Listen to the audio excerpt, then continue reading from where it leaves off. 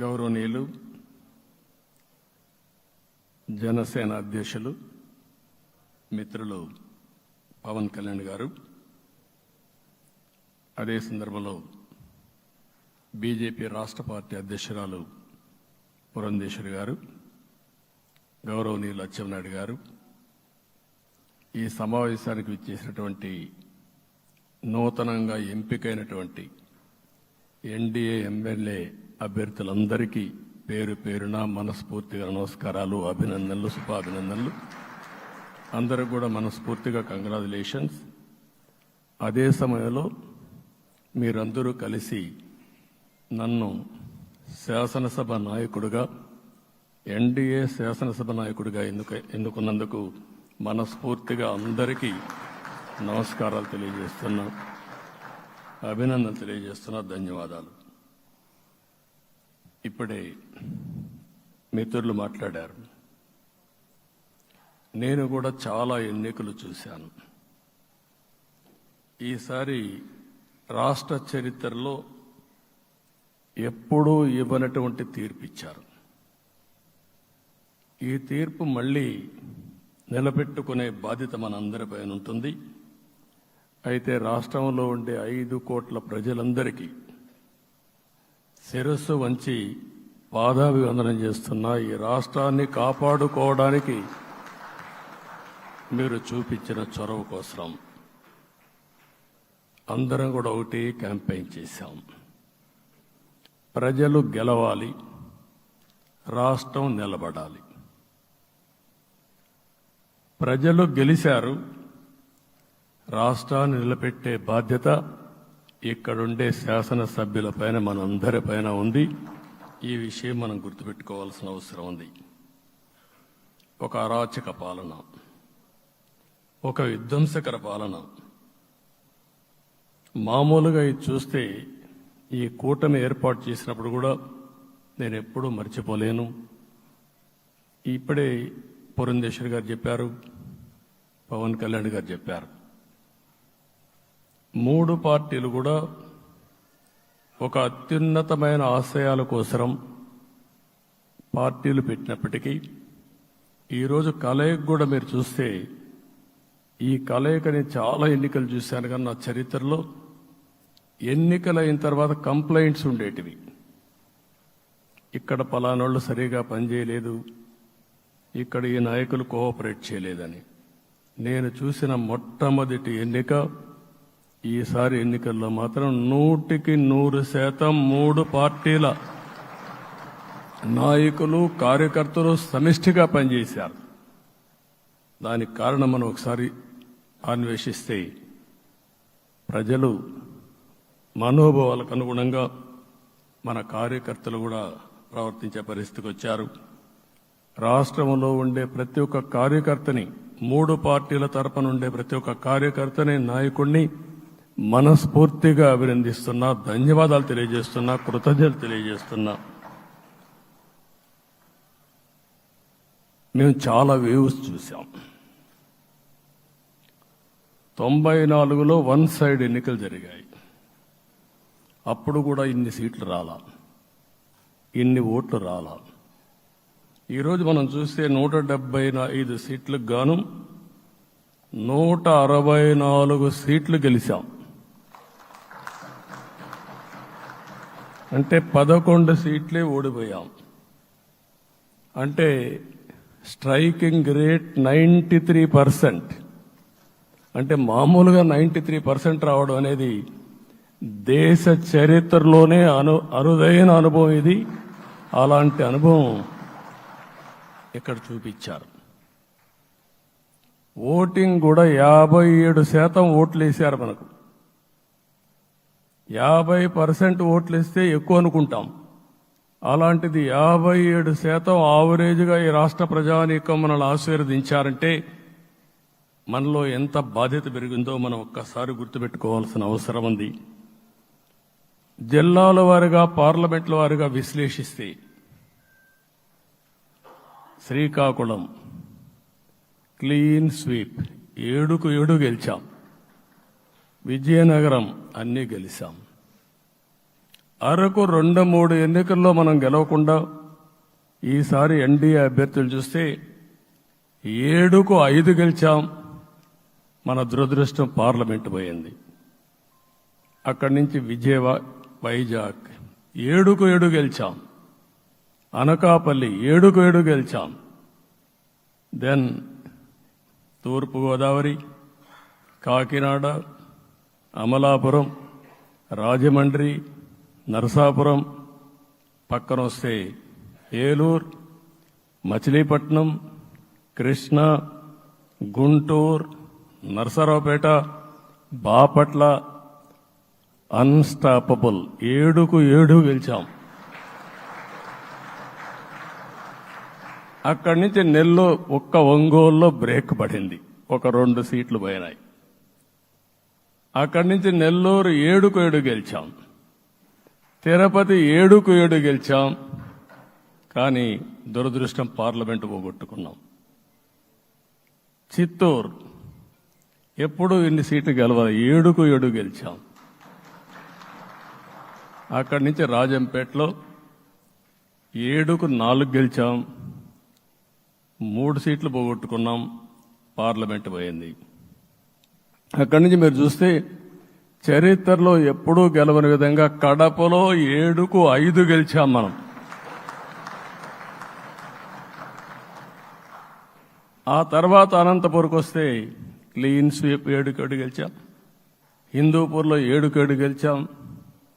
నంద్యాల ఎప్పుడూ ఊహించని విధంగా 7కు 7 గెలిచాం. ఆ తర్వాత కర్నూలుకు వస్తే 7కు 5 గెలిచాం. నేను ఈ 11 మందిని కూడా అదే మారిగా జనసేన మిత్రులు పవన్ కళ్యాణ్ గారు 21 సీట్లు తీసుకొని 21 గెలిచాడు.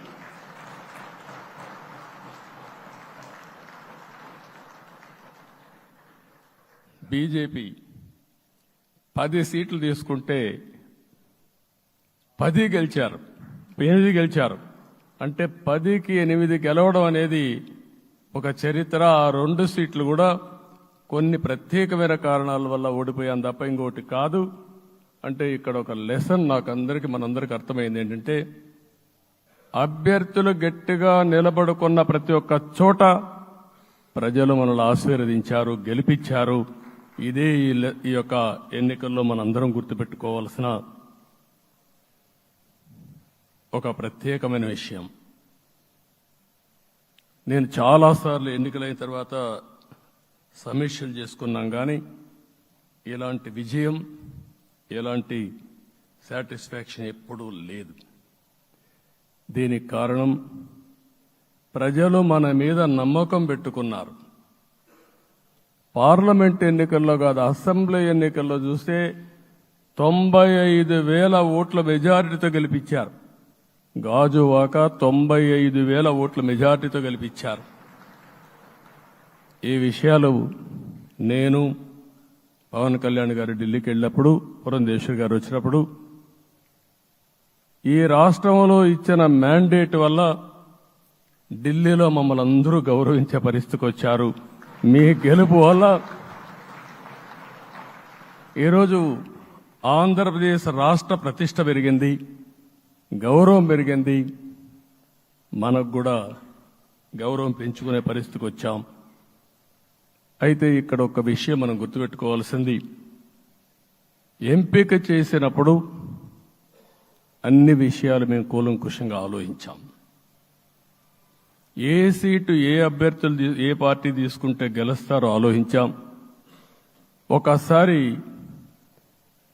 అవి నేను చాలాసార్లు చూసినప్పుడు సీట్ల ఎంపికలో చాలా సమస్యలు వచ్చేటివి. మొట్టమొదటిసారిగా మొన్న ఎంపికల్లో కూడా చిన్న చిన్న సమస్యలు తప్ప ఎక్కడా పెద్ద సమస్యలు రాలేదు. అంటే మేమందరం కూడా ఒకటి ఆలోచించాం, గెలిపే ధ్యేయంగా పనిచేయాలి. కాబట్టి ఏ సీట్లో ఎవరు సీట్ ఇస్తే వాళ్ళు గెలుస్తారో ఆ సీట్లే ఇచ్చాం. అదే సమయంలో సీట్లు ఇచ్చిన తర్వాత ప్రతి ఒక్కరూ గౌరవించి గెలిపించే బాధ్యతకు వచ్చారు. ఇంకొక పక్కన ఈరోజు మిమ్మల్ని అందరినీ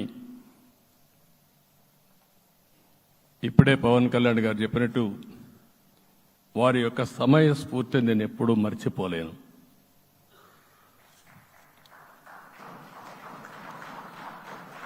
మొట్టమొదటిసారిగా నేను జైల్లో ఉన్నప్పుడు వచ్చాడు. వచ్చినప్పుడు నన్ను పరామర్శించాడు. బయట వచ్చి ఈ రాష్ట్రం అంత మునుపు చెప్పినా, అంత మునుపు అనేక సందర్భాల్లో ప్రభుత్వ వ్యతిరేక ఓటు చీలకూడదని చెప్పారు. కానీ నన్ను చూసి బయటికి వెళ్ళిన తర్వాత ఈరోజు తెలుగుదేశం జనసేన పొత్తు పెట్టుకుంటున్నామని చెప్పిన మొదటి వ్యక్తి పవన్ కళ్యాణ్ గారు. అప్పటికే బీజేపీతో పొత్తుంది. అయితే ఒక మాట చెప్పాడు, బీజేపీతో పొత్తుంది, బీజేపీ, తెలుగుదేశం, జనసేన 3 పార్టీలు కలిసి పోటీ చేస్తామని కూడా చెప్పి మళ్ళీ ఆ ప్రయత్నం చేసి కడాన రాష్ట్ర ప్రయోజనాల దృష్ట్యా బీజేపీ, తెలుగుదేశం, జనసేన పొత్తు పెట్టుకున్నాం. మనస్ఫూర్తిగా ఆయన అభినందిస్తున్నా. ఆ రోజటి నుంచి ఎలాంటి పొరపక్షాలు లేకుండా కలిసి పనిచేశారు. మాకు కొన్ని అనుమానాలు ఉండేటివి. ఓటు ట్రాన్స్ఫర్ అవుతుందా లేదా, ఓటు ట్రాన్స్ఫర్ కాకపోతే ఎక్కడన్నా సీట్లు నష్టపోతామని. అందుకే మీరు ఒకసారి చూస్తే ఎన్నికలు మొత్తం సెట్ అయింది, నామినేషన్స్ వేసాం, ముందుకెళ్ళాం. అదే సమయంలో మొట్టమొదటిసారిగా కొవ్వూరులో 3 పార్టీల నాయకులు కలిసి, నేను, పవన్ కళ్యాణ్ గారు, పురంధేశ్వరి గారు, ముగ్గురం కలిసి ఫస్ట్ మీటింగ్ అడ్రస్ చేశాం. అక్కడి నుంచి 6 జిల్లాల్లో మేమిద్దరం కలిసి తిరిగాం. బీజేపీ నాయకులు కలిసి వచ్చారు. ఆ తర్వాత మొట్టమొదటిసారిగా అమిత్ షా గారు ఏదైతే అనంతపూర్లో ధర్మవరం కాన్స్టిట్యున్సీకి వచ్చారు. నేను మొన్న నేషనల్ మీటింగ్లో కూడా చెప్పాను. ఆయన వచ్చినప్పుడు చాలా స్పష్టంగా ఎందుకు మేము పొత్తు పెట్టుకున్నామనే విషయాలు చెప్తూ ఈ ప్రభుత్వ అవినీతిని ఎండగట్టారు, సూటిగా మాట్లాడారు. ఆ ఒక్క మీటింగ్తో రాష్ట్రం మొత్తం ఒక నమ్మకం వచ్చింది. బీజేపీ కూడా పూర్తిగా ఈ కూటమిని సపోర్ట్ చేస్తున్నారనే కాకుండా ఈ రాష్ట్రానికి ఏ అవసరం ఉందో చెప్పగలిగారు. అది అయిన తర్వాత ప్రధానమంత్రి గారు వచ్చారు. మొట్టమొదటి మీటింగ్ మీరు చూస్తే ఇక్కడనే రాజమండ్రిలో పెట్టారు. రాజమండ్రిలో స్పష్టత ఇచ్చారు, దేని అనకాపల్లిలో స్పష్టత ఇచ్చారు. తర్వాత రాజంపేటలో మాట్లాడుతూ చాలా క్లియర్గా చెప్పారు. ఇదే విజయవాడకు వచ్చినప్పుడు రోడ్ షో పెడితే నా జీవితంలో ఎప్పుడూ చూడలేదు, ప్రధానమంత్రి గారు కూడా అదే చెప్పారు, బ్రహ్మాండమైన రోడ్ షో విజయవాడలో జరిగిందని ప్రధానమంత్రి గారు కూడా అభినందించే పరిస్థితికి వచ్చారు. ఇవన్నీ కలయికే మన విజయం. ఈ విషయం మనం గుర్తుపెట్టుకోవాల్సిన అవసరం ఉంది. మీరు కష్టపడ్డారు. నేను చాలా ఎన్నికల్లో చూశాను. అందరూ అభ్యర్థులు కూడా ఈ ఎన్నికల్లో కష్టపడిన విధానం కానీ ఇంత కష్టం నేను ఎప్పుడూ చూడలేదు. ఒక్క మాటలో చెప్పాలంటే ప్రతి ఒక్కరూ మనసు పెట్టి పనిచేశారు. అందుకే ఈ గెలుపు వచ్చిందని చెప్పి కూడా నేను మీకు తెలియజేస్తున్నా. మీ అందరి సహకారంతో రేపు ప్రమాణ స్వీకారం చేస్తున్నాను. దానికి మీ అందరికీ ధన్యవాదాలు. రేపు ప్రమాణ స్వీకారానికి నరేంద్ర మోడీ గారు ప్రధానమంత్రిగా వారు వస్తున్నారు. అదే మరిగా ఎన్డీఏ నాయకులు వస్తున్నారు. ఇది ఒక అరుదైన అనుభవం. అంటే నేను 4వసారి ముఖ్యమంత్రిగా ప్రమాణ స్వీకారం చేస్తున్నాను. కానీ ఈసారి దీనికి ఉండే ప్రాధాన్యత, ప్రజలు మన మీద పెట్టుకున్న నమ్మకం, నష్టపోయారు, ఇబ్బందులు పడ్డారు, మన మీద హోప్ పెట్టుకున్నారు. తిరిగి నేను ఒక్కడిని చేసే కార్యక్రమం కాదు. అందరం సమిష్టిగా మళ్లీ ప్రజలకు రుణం తీర్చుకునే సమయం ఆసన్నమైంది. దానికి ఈ రాష్ట్రానికి పూర్తిగా కేంద్ర సహకారం అవసరం. నిన్న పోయినప్పుడు కూడా నేను చాలా స్పష్టంగా కేంద్ర నాయకత్వాన్ని కోరాను. అటు అమిత్ షా గారిని, అదే మరి ప్రధానమంత్రి గారిని అందరినీ కోరాం. పూర్తిగా సహకరిస్తామని వారు హామీ ఇచ్చారు.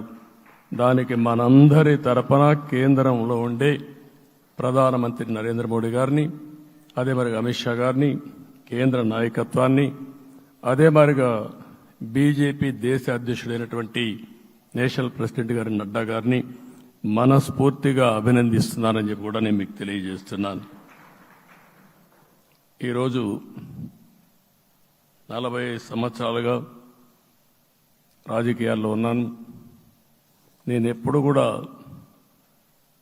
రాగద్వేషాలకు అతీతంగా రాజ్యాంగంలో ఏదైతే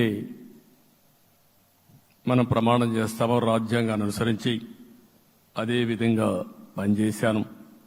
మళ్ళీ ఈరోజు మీ అందరికీ హామీ ఇస్తున్నా.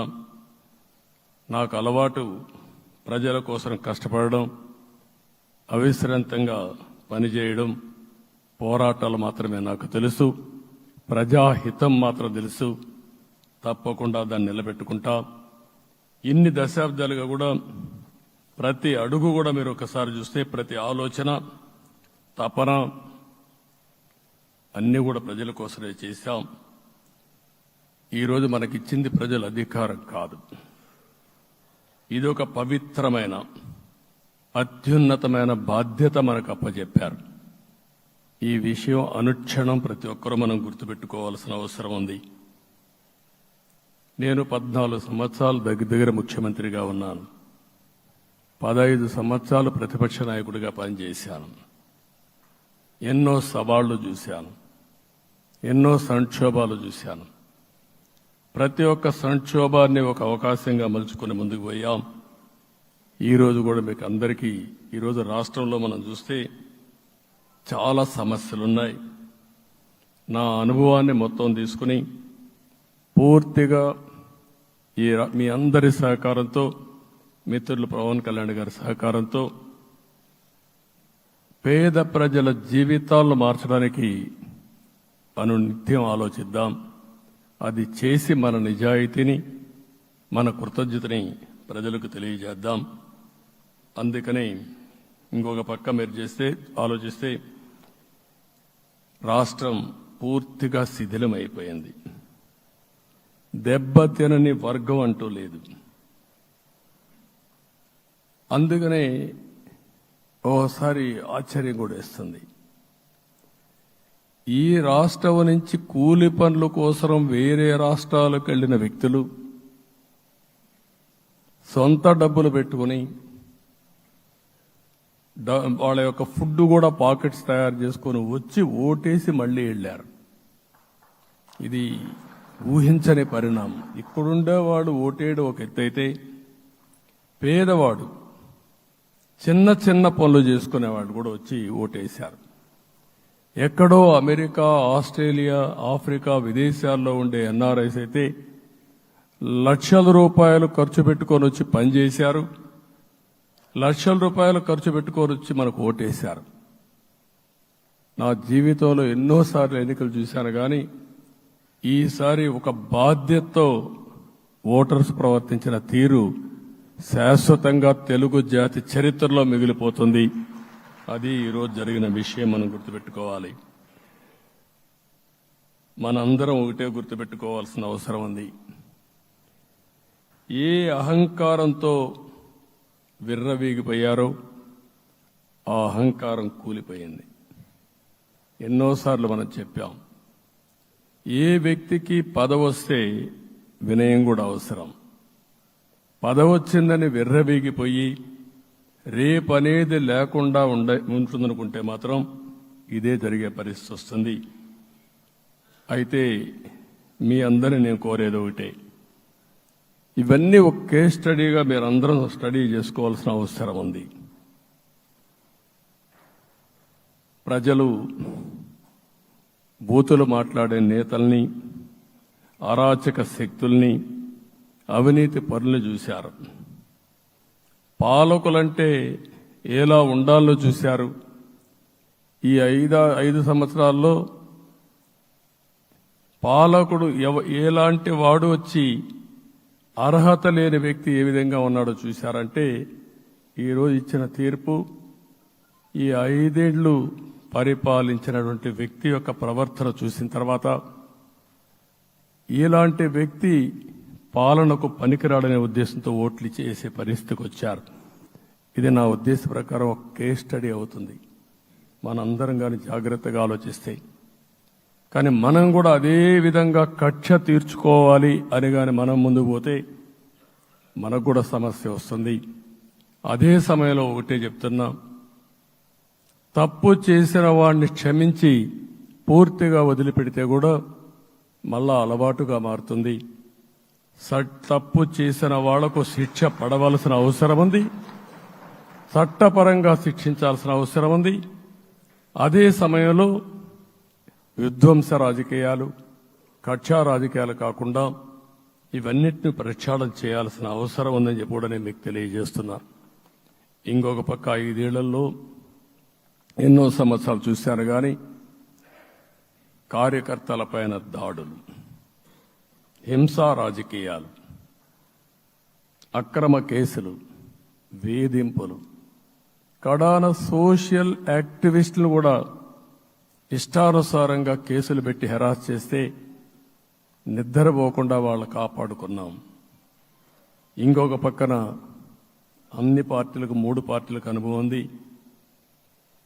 ఈరోజు మీరు చూస్తే ప్రాణాలు తీస్తూ అరాచకంగా ప్రవర్తిస్తూ తెలుగుదేశం పార్టీలో ఒక ఉదాహరణ చూసినప్పుడు అన్ని పార్టీలకు వర్తిస్తుంది. ఏదైతే మన పార్టీకి వ్యతిరేకంగా నేను ఆ పేర్లు చెప్పకూడదు కాబట్టి చెప్పలేదు, కానీ స్లోగన్ ఏమంటే కడాన మెడ మీద కత్తున్న జై తెలుగుదేశం అంటూ ప్రాణాలు వదిలిపెట్టే పరిస్థితికి వచ్చారు. ఇది ఊహించని పరిణామాలు ఇవన్నీ. ఇప్పుడు కూడా కళ్ళ ముందర తిరిగే పరిస్థితి వస్తుంది. అందుకే ఈరోజు మనందరం కూడా ఇవన్నీ గుర్తుపెట్టుకొని, నాకు జరిగిన అవమానాలు చూశారు. నేను అందుకే మా కుటుంబానికి జరిగిన అవమానంతో నేను కూడా భరించలేక బయట వచ్చినప్పుడు ఒకటే శపథం చేసి వచ్చాను. ఆ శపథం ఇది గౌరవ సభ కాదు, ఇది కౌరవ సభ. ప్రజాక్షేత్రంలో గెలిచి మళ్లీ ఈ సభను గౌరవ సభగా చేసి అడుగు పెడతానని చెప్పి శపథం చేసి బయట వచ్చాను. ఓసారి ఇవన్నీ చరిత్ర. ఆ శపథాన్ని ప్రజలు గౌరవించారు. గౌరవించిన ప్రజల్ని నిలబెట్టే బాధ్యత మనందరిపైన ఉంది. సభను కూడా ఎన్నోసార్లు పవన్ కళ్యాణ్ గారు చెప్పారు, భవిష్యత్తులో ఆంధ్రప్రదేశ్ శాసనసభని ఒక గౌరవ సభగా చేసి ప్రజా సమస్యల్ని చర్చిస్తామని చాలా స్పష్టంగా చెప్పారు. అలాంటి బ్రహ్మాండమైన వాతావరణం క్రియేట్ అవుతుంది. దానికి ఒక శాసనసభాపక్ష నాయకుడిగా నేను హామీ ఇస్తున్నా. మళ్లీ ఈ సభను గౌరవ సభగా, ఈరోజు మన పరిపాలన ప్రజా పరిపాలన, ప్రజా ప్రభుత్వంగా మనం ముందుకు పోవాల్సిన అవసరం ఉంది. ముందుకు పోతామని చెప్పి కూడా నేను మీకు తెలియజేస్తున్నా. ఇంకా కిందికి డెప్త్కి వెళ్తే గవర్నమెంట్లో ఏముందో ఇప్పటికి తెలియదు, ఎంత అప్పు ఉందో తెలియదు, ఎక్కడెక్కడ తెచ్చారో తెలియదు. ఇవన్నీ కూడా డెప్త్కి వెళ్ళినప్పుడు ఎన్ని లక్షల కోట్ల అప్పు ఉంది, ఏదేది తాకట్టు పెట్టారు, ఆర్థిక వ్యవస్థ ఏ విధంగా చిన్నాభిన్నం అయిపోయింది, ఇవన్నీ కూడా అధ్యయనం చేసుకోవాల్సిన అవసరం ఉంది. ఇరిగేషన్ రంగాన్ని పూర్తిగా నిర్వీర్యం చేశారు. రాష్ట్రానికి అతి ముఖ్యమైన ప్రాజెక్టు పోలవరం. కేంద్రం క్లియర్గా పోలవరానికి సహకరించారు. నాకు ఇప్పుడు కూడా జ్ఞాపకం ఉంది, 2014 కంటే ముందు నేను ముఖ్యమంత్రి అయ్యాను, ఎంపికయ్యాను. ఢిల్లీకి వెళ్ళాను. ఢిల్లీకి వెళ్ళినప్పుడు 7 మండలాలు తెలంగాణలో ఉన్నాయి. పోలవరం ముంపుకు గురి అయ్యే 7 మండలాలు తెలంగాణలో ఉన్నాయి. ఆ 7 మండలాలు అక్కడుంటే జూన్ 2వ తారీఖున నోటిఫికేషన్ వస్తే ఆ తర్వాత తెలంగాణ అనుమతి ఉంటే తప్ప, పునరావాసానికి ఒప్పుకుంటే తప్ప మనం పోలవరం కట్టే పరిస్థితి లేదు. ఆ రోజు రాజ్నాథ్ సింగ్ గారు పార్టీ అధ్యక్షుడు. అదే మాదిరిగా ఆ రోజు వెంకయ్యనాయుడు గారు కూడా యాక్టివ్గా ఉన్నారు. నేను ఒకటే కోరాను, ప్రజలు నన్ను ఎంపిక చేసుకున్నారు, ఇక్కడ మనం ఎన్డీఏ వచ్చింది, ఈ ప్రాజెక్టు పూర్తి కావాలంటే ఆ 7 మండలాలు ఆంధ్రప్రదేశ్ రాష్ట్రానికి ఇస్తే తప్ప పూర్తి కాదు. మీరు 7 మండలాలు ఇవ్వకపోతే నేను ప్రమాణ స్వీకారం చేయను, నాకు ఈ పదవి వద్దని ఆ రోజు చాలా స్పష్టంగా చెప్పాను.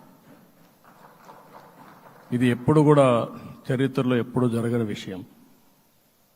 ఆ రోజు ప్రధానమంత్రి గారు నరేంద్ర మోడీ గారు ఇవన్నీ ఆలోచించి ఫస్ట్ క్యాబినెట్ మీటింగ్లో పెట్టి ఒక ఆర్డినెన్స్ ఇచ్చి ఆ 7 మండలాలు ఆంధ్రప్రదేశ్కి ఇచ్చి తర్వాత పార్లమెంట్ సమావేశాలు పెట్టుకున్నారంటే అది ఒక చరిత్ర. అంటే ఆ రోజు కానీ కేంద్రంగాన 7 మండలాలు ఇవ్వకపోయుంటే పోలవరం ప్రాజెక్టు ప్రారంభమయ్యేది కాదు. అన్ని కష్టాలు పడి మళ్లీ డబ్బులన్నీ కోర్టులో ఉండే కేసులన్నీ విత్డ్రా చేయించి అన్నీ చేయించాం. 72% పనులు పూర్తి చేశాం. ఈరోజు మళ్లీ మొదటికి వచ్చింది. డయాఫామ్ వాల్ పూర్తిగా కొట్టుకోబోయే పరిస్థితికి వచ్చింది, డ్యామేజ్కి అయ్యే పరిస్థితి వచ్చింది, ఎక్కడుందో తెలియని పరిస్థితి. మళ్లీ కేంద్ర సహకారంతో రాష్ట్రానికి అతి ముఖ్యమైన ప్రాజెక్టు పోలవరం, దీన్ని పూర్తి చేసే బాధ్యత, దీన్ని పూర్తి చేసి నదుల అనుసంధానం చేసి మన అందరం ప్రతి ఒక్క ఎకరాకు నీళ్లు ఇవ్వగలిగితే దానికంటే బ్రహ్మాండమైన కార్యక్రమం ఏమీ ఉండదు. వ్యవసాయ రంగం స్టెబిలైజ్ అవుతుంది. ఇది సాధించడానికి అన్ని విధాలా కష్టపడతామని చెప్పి కూడా నేను మీకు తెలియజేస్తున్నాను. ఇంకొక పక్క వ్యవసాయ రంగం పూర్తిగా సంక్షోభంలో పడిపోయింది. రైతులు అప్పుల పాలయ్యారు. 5 ఏళ్లలో 9 సార్లు కరెంటు ఛార్జీలు పెంచారు. ఈ విధంగా ఇవన్నీ కూడా ఇంకొక పక్క మీరు చూస్తే అమరావతి 10 సంవత్సరాల తర్వాత మన రాజధాని ఏదంటే చెప్పుకోలేని పరిస్థితి.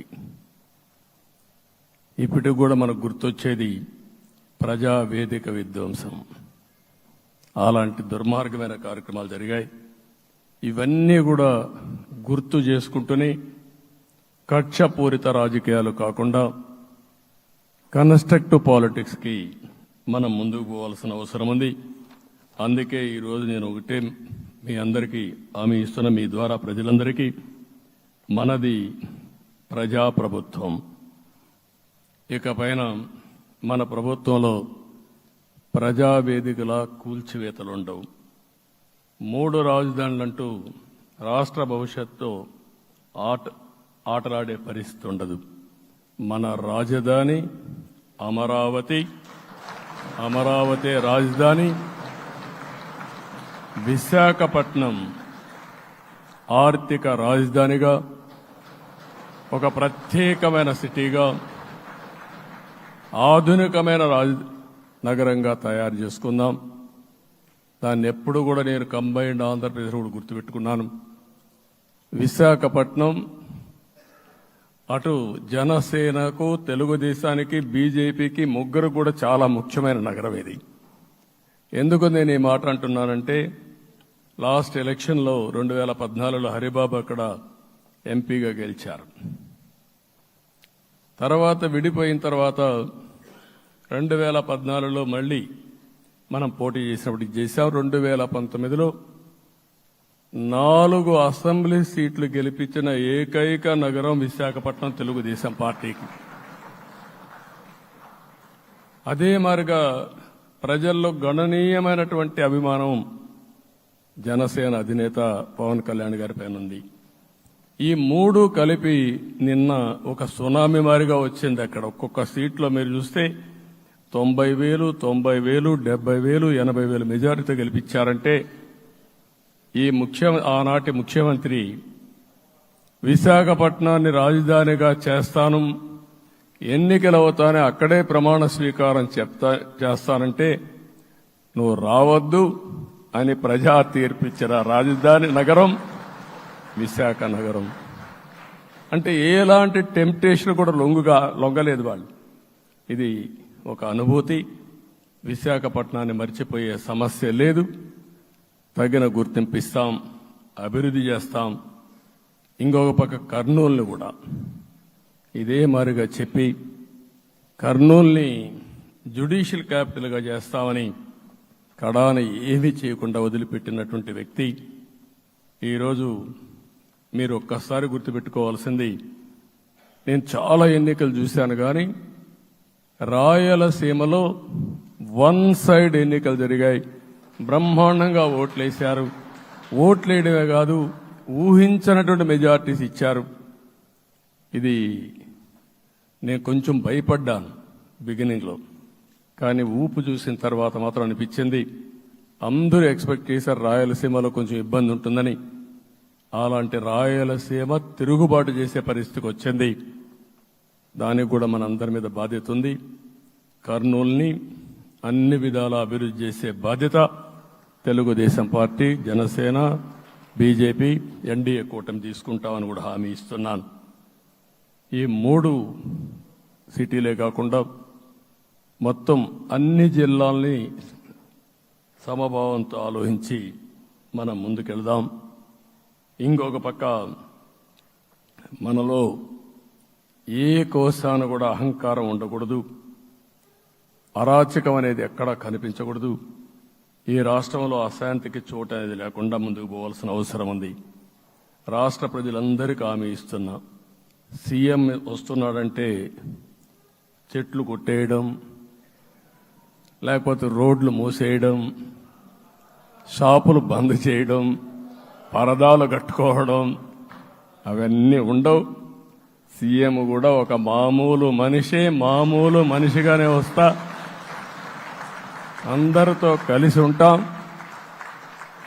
నేను సీఎంగా ఉన్నా మా మిత్రుడు పవన్ కళ్యాణ్ గారు ఏ హోదాలో ఉన్నది కూడా రేపు అనౌన్స్ చేసుకుంటాం.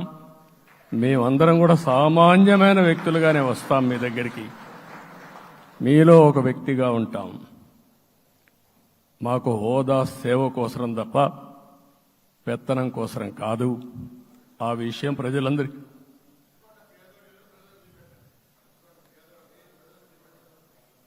అవన్నీ చేస్తాం. ఇంకొక పక్కన నిన్న మొన్న నేను వస్తానంటా ఉంటే వాళ్ళకు కూడా తెలుసు కాబట్టి ఎన్డీఏ అభ్యర్థిగా అంటే శాసనసభ నాయకుడిగా ఎన్నుకుంటారనే ఉద్దేశంతో, ముఖ్యమంత్రి అవుతాను ఉద్దేశంతో రోడ్లన్నీ కూడా నిలిపేస్తాను. నేను ఒకటే చెప్పాను, మేము వచ్చినప్పుడు ఒక్క నిమిషం ఒక సిగ్నల్కి ఇంకొక సిగ్నల్కి కొద్దిగా గ్యాప్ పెట్టుకోండి. అవసరమైతే ఒక 5 నిమిషాలు లేట్ అయినా మాకు పర్వాలేదు, కానీ ప్రజలు ఎవ్వరికీ ఇన్కన్వీనియన్స్ కలగకూడదని చాలా స్పష్టంగా ఆదేశాలు ఇచ్చాం. కాబట్టి అవన్నీ మనం చేద్దాం. ఇంకొక పక్కన దాడులు చేసి బాధితులపైనే కేసులు పెట్టే పరిస్థితి ఉండదు ఈ రోజు నుంచి. అది కూడా మనం చూసాం. ఏ ఒక్కరి ఆత్మగౌరవానికి భంగం కలగదు.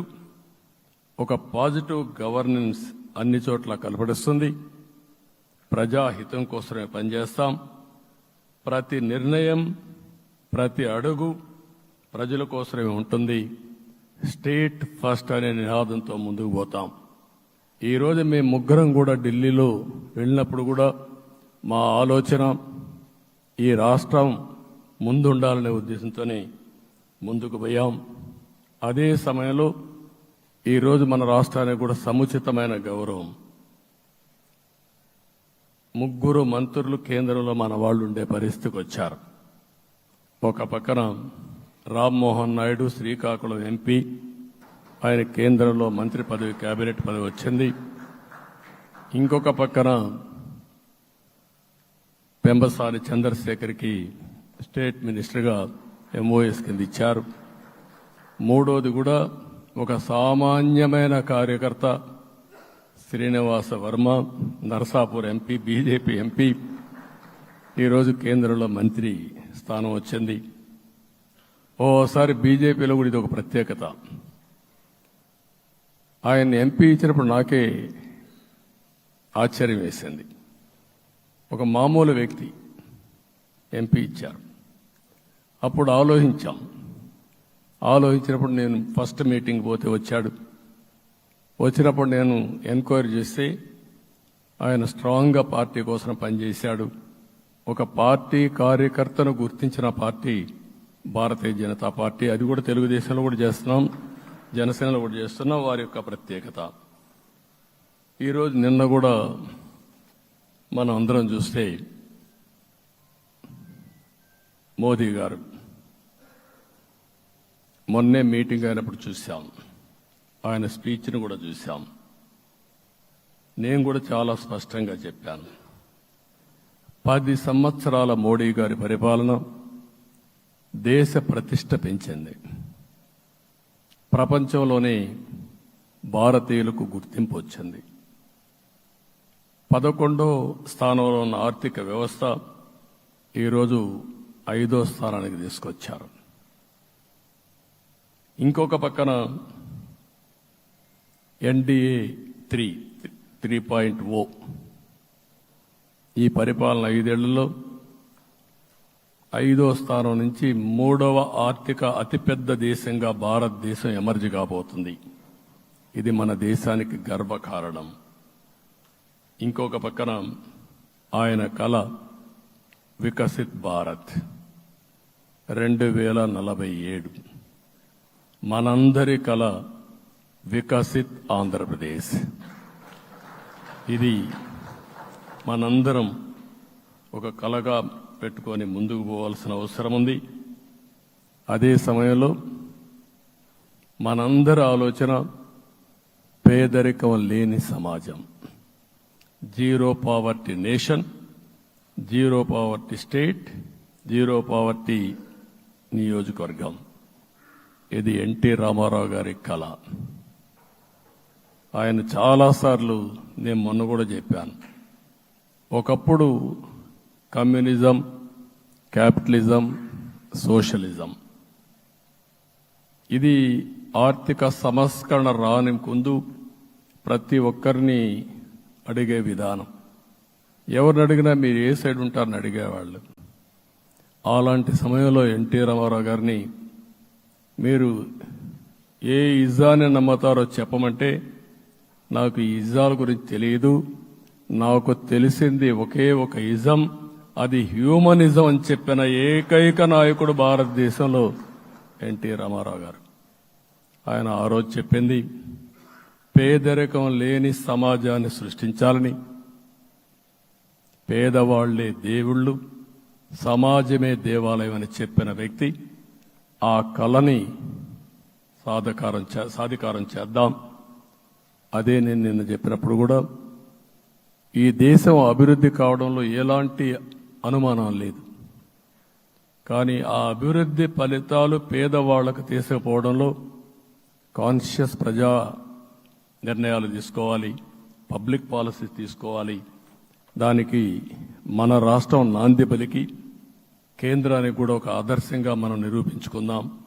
దానికి మీరందరూ కూడా మీ స్థాయిల్లో మీరు చేయాల్సిందిగా నేను కోరుకుంటూ ఈరోజు ప్రజలందరికీ విజ్ఞప్తి చేస్తున్నాం. మీరు ఓట్లు వేశారు, మమ్మల్ని గెలిపించారు, మీరు గెలిచారు, మీ పని అయిపోలేదు. కానీ మమ్మల్ని అనునిత్యం ఆశీర్వదించుతూ నడిపించే బాధ్యత ప్రజల్ని తీసుకోమని పూర్తిగా కోరుకుంటున్నాం. ప్రజాస్వామ్యంలో ఎప్పుడు కూడా ఓట్లేసి బాధ్యత లేకుండా ఉండేవాళ్ళు, కావాల్సింది అడిగేవాళ్ళు. నిన్న ఎన్నికల్లో చాలా మందిని చూశాను. ఫస్ట్ టైం పోలింగ్ ప్రారంభం అవుతానే అరాకొర వచ్చేవాళ్ళు. పోలింగ్ స్టేషన్లో కూడా మనుషులు ఉండేవాళ్ళు కాదు. కొంతమంది మధ్య తరగతి అబవ్ ఉండేవాళ్ళైతే ఎప్పుడో మధ్యాహ్నం పైన పోదామని ఇంట్లో లీజర్గా పడుకునేవాళ్ళు. మధ్యాహ్నం పైన కూడా ఖాళీగా ఉంటే వచ్చేవాళ్ళు, ఎండలు ఎక్కువ ఉంటే కొంతమంది అవాయిడ్ చేసేవాళ్ళు. అందుకే మొన్న ఎన్నికల్లో మీరు చూస్తే ఫస్ట్ అవర్లో ప్రతి ఒక్క పోలింగ్ స్టేషన్ ఫుల్గా క్యూలు ఉన్నాయి. ఆ క్యూలు కంటిన్యూ అయింది. మీరు చూస్తే రాత్రి 2 గంటల వరకు క్యూలో నిలబడుకొని ఓట్లు వేశారంటే వాళ్ళ బాధ్యత వాళ్ళు నెరవేర్చారు. దానికి మనం అందరం గుర్తుపెట్టుకొని ఏ విధంగా చేయాలనో మనం కూడా చేయాల్సిన అవసరం ఉంది. ప్రజలందరికీ విజ్ఞప్తి చేస్తున్నా, మమ్మల్ని నడిపించండి. ఎక్కడైనా మేము తప్పు చేస్తే చెప్పే విధానం కూడా ఎస్టాబ్లిష్ చేస్తాం. ఎప్పటికప్పుడు ఫీడ్బ్యాక్ ఇవ్వండి. ఫైనల్గా కలిసి సాగుదాం, రాష్ట్రాన్ని పునర్నిర్మాణం చేద్దాం. నా జీవితంలో నేను చాలా చూశానుగా నాకు ఒకటే కోరిక, భారతదేశం ప్రపంచ దేశాల్లో నెంబర్ 1 దేశంగా తయారు కావాలి. అవుతుంది, దాంట్లో అనుమానం లేదు. 2047కి ప్రపంచంలో భారతదేశం మొదటి స్థానం. బాగా పనిచేసుకుంటే, లేకపోతే 2వ స్థానంలో మనం ఉంటాం.